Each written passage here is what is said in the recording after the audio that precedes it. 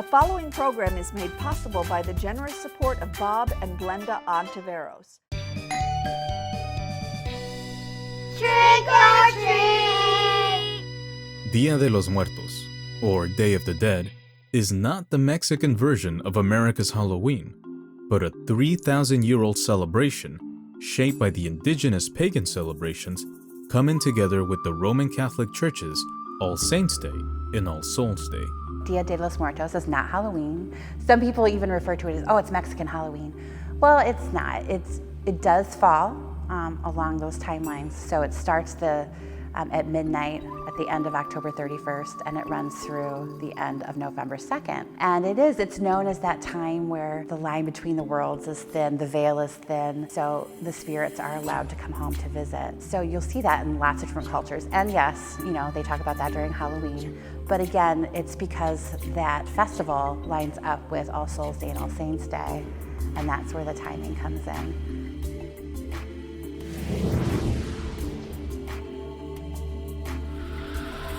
Mesoamerican cultures had similar views towards death, practicing similar ceremonies. To the Nahua, the indigenous peoples of Mexico and El Salvador, death was only the dispersing of the human body, but the soul, considered a divine creation, moved into the afterlife. For the Nahua people, the soul went to Chikunamiclan, known as the land of the dead that was ruled by Mictlantecli, the lord of the dead, and his wife, Mictecacihuatl. The celebration roots began in Aztec, Mayan, and Toltec cultures. In Aztec mythology, Mictecacihuatl, known as the Queen of Mictlan, or Queen of the Underworld, her role was to keep watch over the bones of those who had died. In artwork, she is often pictured with her mouth open, symbolizing her ability to swallow the stars and brighten the day. I like to think of the origins of Dia de los Muertos, or Day of the Dead, as being this cultural mashup. So think back to the days of the Aztecs and the indigenous peoples of Central America, and you've got traditional feast days. You've got a culture that celebrates death and the dead as going on to a better place or a different place, moving on through your life. Death is part of life. And so they had gods and goddesses that were in charge of death, as many cultures do, many mythologies do, whether it's Roman or Greek or Aztec. And so they had feast days. They had feast days that celebrated the Day of the Dead. And then you have Spanish colonization. So then you have Catholic, Spanish, Hernan Cortez coming over and colonizing this area. And so you have the Catholic saints, and you have traditional holidays like All Saints Day and All Souls Day. So it's this cultural matchup. It's two societies merging. So you have the Aztecs celebrating, and their traditional celebrations were in July. And then you have the November All Saints Day, All Souls Day. So what happens when indigenous peoples are colonized? Things merge. So all of the Aztec gods and goddesses became associated with Catholic saints. And then they took the celebration of the dead and kind of merged it with All Saints Day and All Souls Day.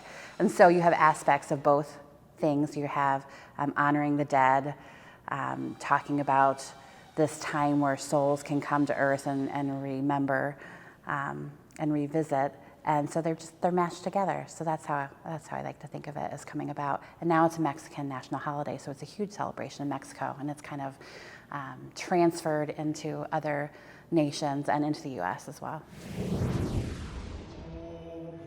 But how did the celebration start? When the Spanish conquered Mexico, their intent was to convert the population to Catholicism.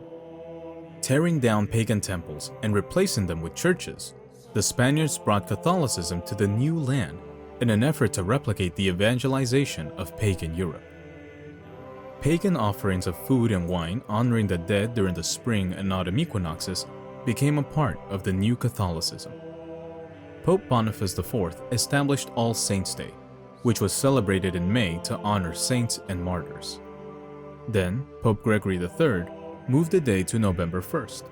And finally, Pope Urban II established All Souls' Day on the 2nd of November to honor the dead baptized as Christians. But the Day of the Dead is not an unhappy or sad time. It is a festive time to remember and cherish the memories of those who have gone on before. One of the most iconic images in Day of the Dead celebrations is La Catrina, originally depicting the skeleton of a woman used as part of a political leaflet. The artwork, created in early 1900, was an illustration by artist José Guadalupe Posada, telling the story of a woman ashamed of her origins, trying to emulate the European ladies of style. Posada's calaveras became images tied to the Mexican traditions of Día de los Muertos.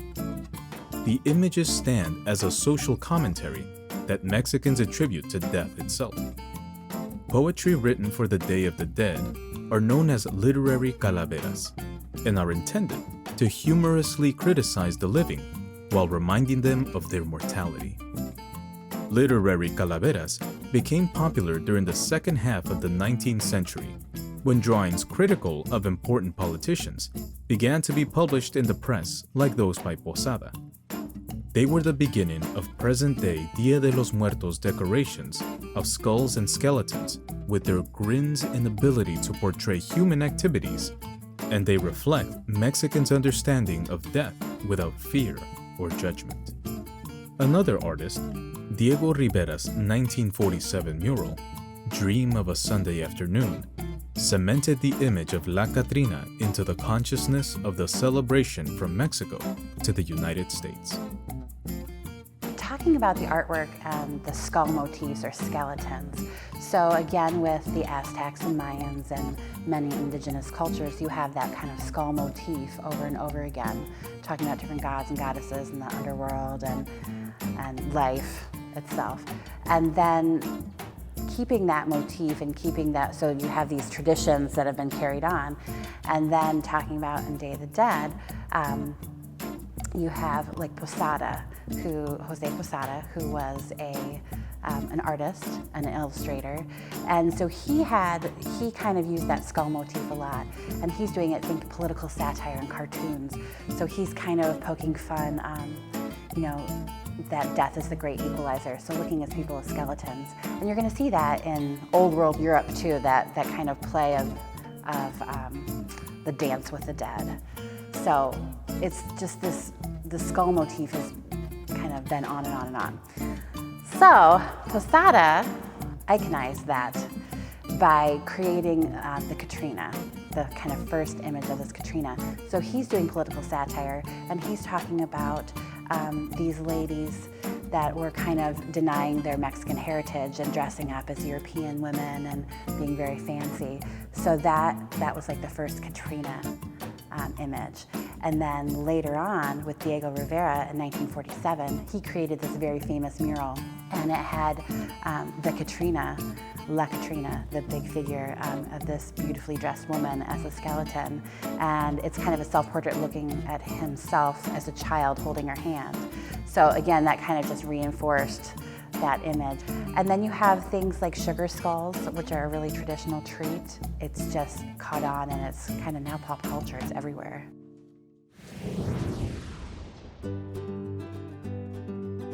Sugar skulls are made using molds filled with a mixture of granulated sugar, water, meringue powder, and the icing made from powdered sugar and food coloring. They can be decorated with sequins and other inedible objects.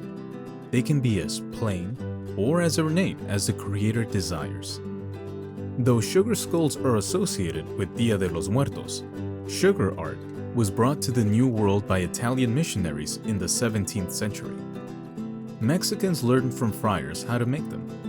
The folk art style of sugar skull creation is symbolized by big happy smiles, colorful icing, and glittery adornments.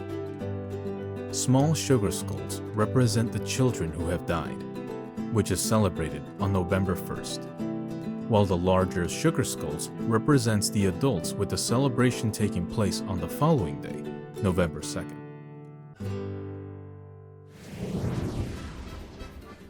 Día de los Muertos has been celebrated in a number of animated films, including Día de los Muertos by WQPT,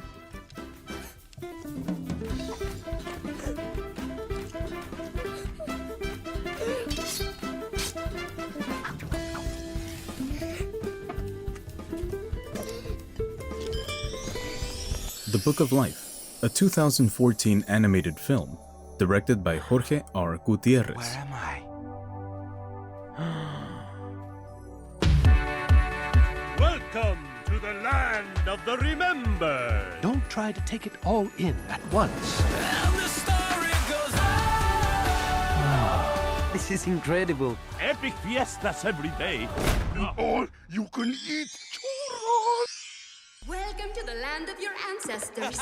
Miguel? We're your family. Your skeletons. And most recently, Coco, an animated feature film from Pixar. These family films are the latest way to tell the story of the celebration of the Mexican holiday of the Day of the Dead and pay respect to Mexican culture. Tradition plays a large part in the celebration of Dia de los Muertos. One of the big important factors in celebrating is traditionally a home altar. And if you don't do it at home, they can be found in businesses and along the streets and in schools and everywhere. But that is the place where you're inviting the souls home to visit.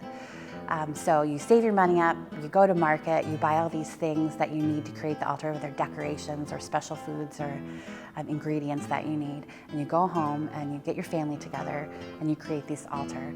And usually the altar is multi-level, so it's representing the underworld, earth, heaven, and you have traditional things on it. So you have pictures, are very important, pictures of your lost loved ones to encourage them. It's like a homing beacon, encourage them to come visit home. Flowers, the marigolds are hugely important. Again, they're called the flower of the dead, and again, they're lighting the way home. In Spanish, the ofrenda, or offering, is set up to remember and honor the deceased. But before the altar is assembled, the house must be clean, because a very important visitor is coming. The ofrenda is typically set on a table and covered in a fine white tablecloth, followed by the papel picado. Several levels are set. The top level with saints in the crucifix, and for each deceased relative, a candle is set, lighting their way back. The light of the candles, called ceras or waxes, symbolize Jesus Christ reborn and faith. Flowers, representing the fragility of life, are placed on the altar. Salt and water quench the thirst of the returning souls, tired from their long trip. Incense or capal is burned to carry prayers to heaven. But this celebration would not be complete without the food. So the families are going to be making all their guarded secret recipes of mole and tamales and pan de muerto and things like that, and they're going to have them all out on the altar again to feed the travelers. But what happens, the food doesn't go to waste, obviously. The souls aren't actually eating it, so all the visiting family and the family themselves partake of that at the end of the celebration. A traditional bread is pan de muerto, or bread of the dead, and it's a small individual, like round loaf, and it has a little special quality to it. It's decorated with a cross made of bones. So, and that's just, it's one of those very traditional elements that usually only comes out this time of year.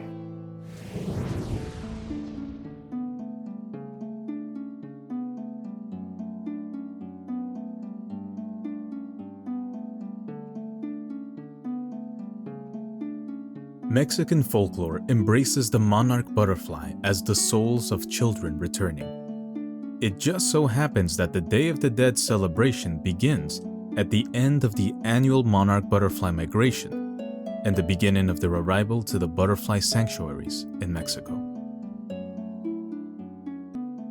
You'll see the images of butterflies over and over again. And many people know about the migration of the monarch butterflies to Mexico every year.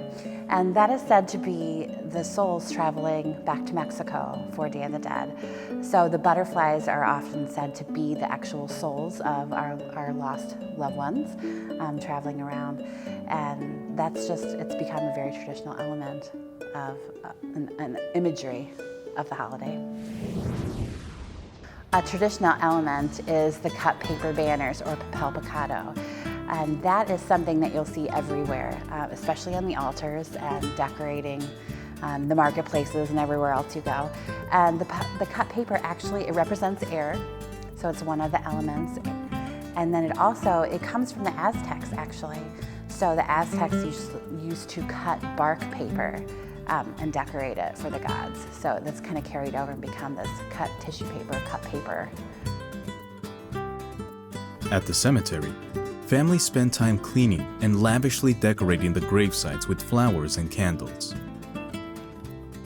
After the returning souls have been greeted at home, families bring picnics to the cemetery and spend the evening visiting, telling stories, singing songs, or playing music during the all-night vigil. And we're talking about the essence of the holiday. So it's a family time, and it's a time to remember the loved one that you have lost. And when you're explaining that to children or to families, I think they relate to it because everybody's lost somebody. They may think of losing their pet dog, or they may have lost a grandparent. And so you're inviting the spirits home. You're inviting them home. It's this time that we're gonna get to revisit and tell stories and think good thoughts and memories of this person. And then you're gonna celebrate their lives. And you're gonna do it in these ways. You're gonna make food, and you're gonna be together, and you're gonna tell stories, and you're gonna go visit the cemetery. And I think children especially are very accepting of that, because it's like, oh, we get to, it's not something scary that we don't talk about. We talk about it, and we celebrate it, and we remember good things, and we laugh, and we listen to music, and we eat good food, and we're together. In Death Makes a Holiday, David J. Scull said, "Rather than something to be feared, death is enthusiastically embraced and fully acknowledged as a part of life. As Octavio Paz has noted, the typical Mexican soul chases after it, mocks it, courts it, hugs it, sleeps with it. It is his favorite plaything and his most lasting love." In the end, Dia de los Muertos is a celebration of life and love.